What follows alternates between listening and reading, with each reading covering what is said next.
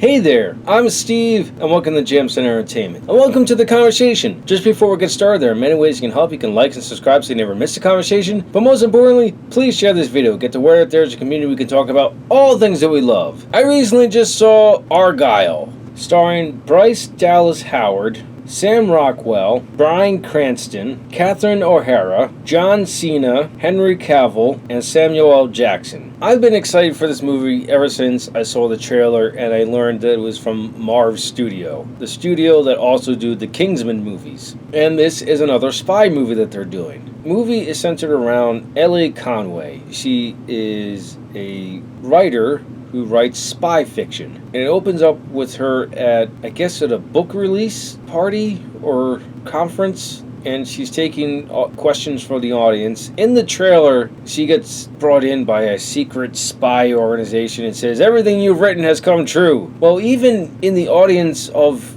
her book release, someone asked, how do you know all these things? A lot of things that you wrote in your book actually came true. A lot of the people actually exist. And her response was, a whole lot of research. At this point, she has 4 books, and she's working on the 5th one, hopefully to close the series. Or she was waiting on a 6th one. She was kind of on the fence about it, because when she's writing it, she thinks she's done the 5th book, and she sends it off to her mom. Her mom reads it and said, "It's great, except for the ending. You think you could get one more chapter in there and not leave it on a cliffhanger?" And I guess her and her mom, or at least her mom, might help her brainstorm with her book sometimes, because she offered to come down and visit her and help her write the final chapter. Well, instead of waiting for her mom, she goes to see her mom, and she takes the train because you find out later that she's afraid of flying. On the train, she meets Aiden, who just right off the bat, once he recognizes her, he starts talking to her, says he's a fan, and he says, "I'm a spy, I do espionage." And then a whole bunch of other counter agents start attacking, and he takes them all out. And he explains that not only have you gotten real people in your book, but you have real events in your book. And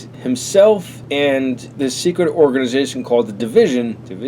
I can't remember. But a secret organization also wants her to finish writing the book because they need to know the next thing that happens so they can get on top of things and do evil. And it's a great big spy adventure. It falls in the same vein as the Kingsman movies, but it's not a Kingsman movie. And I was surprised. This movie has a whole lot of twists and turns. For instance, and it's in the trailer, they say to Ellie, "Now you get to meet the real Agent Argylle." I didn't quite see that one coming. And when it happened, I was like, yeah, okay, I'll go with you, movie. We'll see where this goes. I wasn't disappointed. It was quite fun. Along with this movie being fun, it is also funny. It's mostly Aiden that's the comic relief, and it's not a bad thing that he's just comic relief. He's not overbearing about it. He's like a serious guy that happens to be funny, and that really works. The other interesting thing about this movie is they kind of blur reality, meaning writing isn't something that Ellie does because it's a passion of hers and she's become successful at it. It is also a coping mechanism for her. The fictional character Argylle, who is a super spy, she has conversations with him and she starts to see him not so much as a delusion. What's really cool is whenever she's watching Aiden do all these amazing things, so also imagine Argylle doing these things, because Aiden is unassuming. You would not have guessed that he's a spy that can do all these amazing things. And so it's pretty cool to see her go through that and actually work through that, because it is a coping mechanism. So it's part of her story arc that she has to go through. The other thing that's stylistically done is they'll use her perspective for scenes transitions.